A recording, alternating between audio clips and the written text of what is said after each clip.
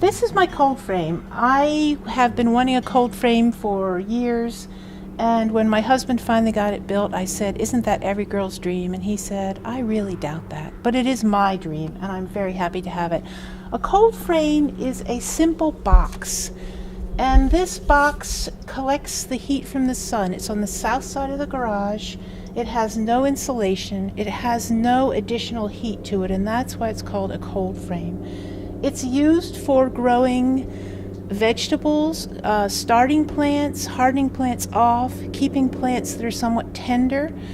One thing about the cold frame is that it doesn't have insulation, so it doesn't hold the heat at all. There are many types. This is a very elegant one. We lucked in when some friends were putting new windows in their house and gave us these windows, which are metal, and they have sliding screens on them. So to ventilate, I can just open the window. One problem that we deal with here in this part of Port Townsend is a tremendous amount of wind. I tried using plastic hoops in the ground and putting like PVC pipe and clipping plastic to it, but the wind just blew it all down. This is very well built, structurally sound. It's not going to go anywhere, even in some of the stronger winds that we have. There's no fancy technology. It's just lift and remove.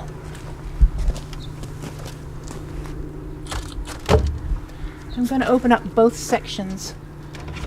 One thing that's important to do in warmer months or in more humid weather, particularly with leafy greens, is to ventilate, because there are a number of funguses and diseases that will attack the crop when it's just sitting in here in the still air. I've got an inside-outside thermometer in here,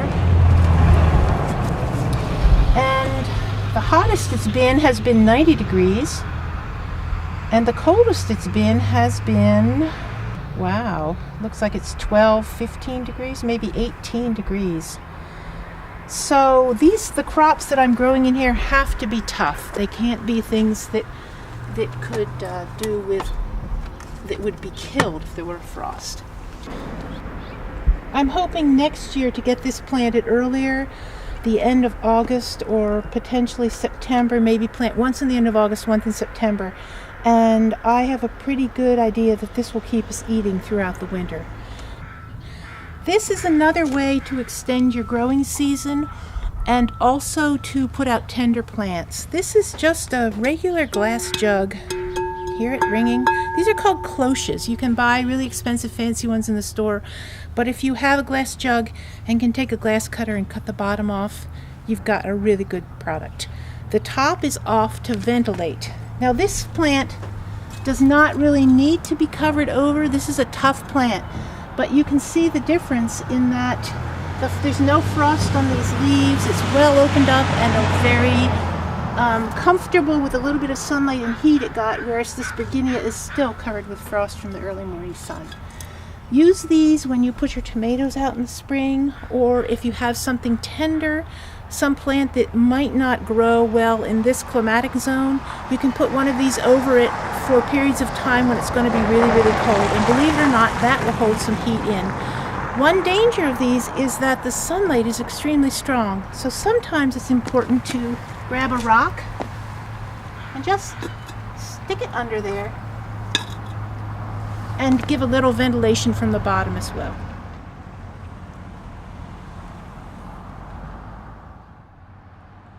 When we have cold weather temperatures, the ground stays very warm, and any plants in the ground are okay. But plants in pots, their root is right out here. Their roots are right out here next to the side of the pot, and the cold air can go through this and actually freeze the plant. So a good strategy is to make a little bed of straw. You can tuck the plant right in there, cover it over lightly with straw, and then one more addition to keep cats or dogs out or the wind from blowing everything away would be to hold it down with some kind of a weight. Another thing that's really, really important to do is to keep it moist. Another thing that has been done in this garden to keep the pots is this board has been set up along the side here. And what this board is doing is keeping the sides of these plastic pots from being exposed to either cold winds or hot suns. In this situation, you sometimes can get a freeze-thaw kind of environment, which is not good for the plants.